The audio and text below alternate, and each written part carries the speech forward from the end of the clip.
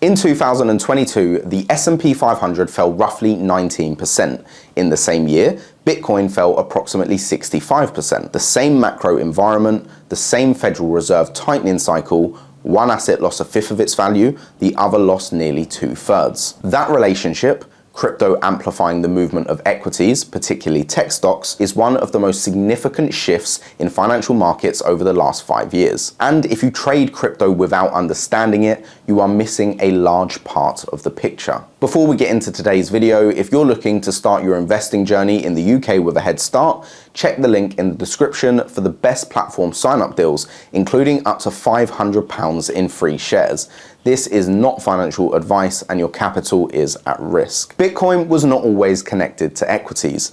In its early years, through most of the 2010s, it moved largely independently of traditional financial markets. The correlation between Bitcoin and the Nasdaq 100 during that period was close to zero. It was a separate, niche asset operating on its own logic, disconnected from what the Federal Reserve was doing or how tech stocks were performing. That began to change around 2020. The reason is straightforward.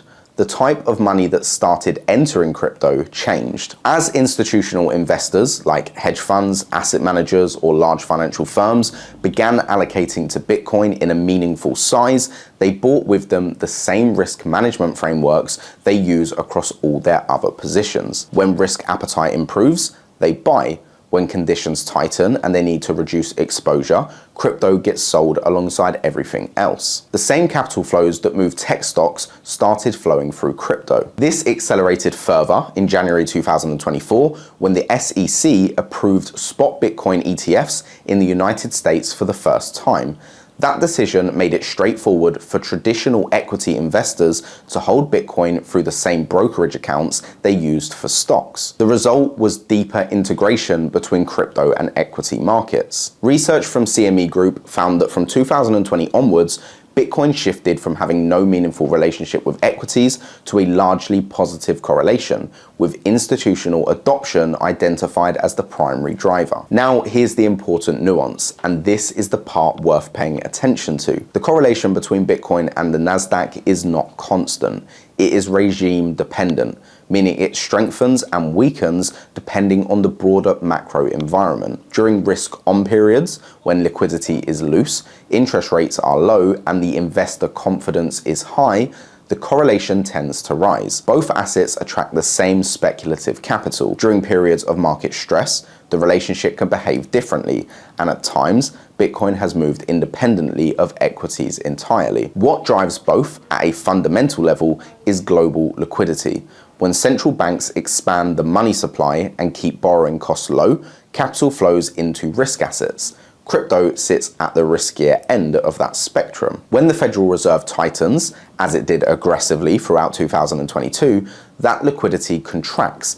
Capital moves towards safer, yield-bearing assets. Crypto, which generates no yield, feels that withdrawal acutely. The 2020 to 2022 cycle is the clearest illustration. The Federal Reserve cut rates to near zero and injected significant liquidity into the economy in response to the pandemic. Bitcoin went from around $5,000 at its March 2020 low to over $60,000 by November 2021. Then the Feds reversed course, raising rates 7 times throughout 2022 to combat inflation.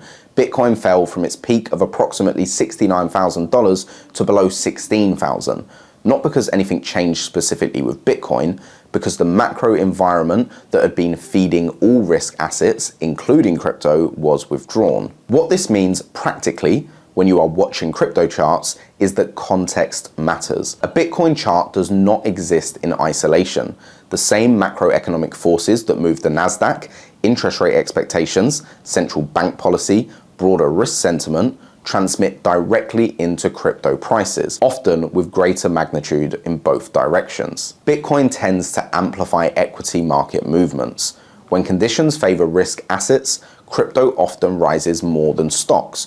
When conditions turn, it typically falls further. Understanding that relationship does not tell you exactly when to buy or sell.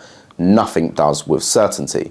But it adds a layer of context to what you're looking at on the chart that most people trading crypto simply do not have. In the next video, we are looking at the macro driver that sits underneath all of this: CPI, inflation data, and how a single economic release can move stocks, gold, crypto, and Forex simultaneously, and why understanding that mechanism changes how you read any chart in any market. Make sure you're subscribed so that you don't miss it. If you found today's episode useful, subscribing genuinely helps us keep making these videos. This information is not financial advice and is for educational purposes only.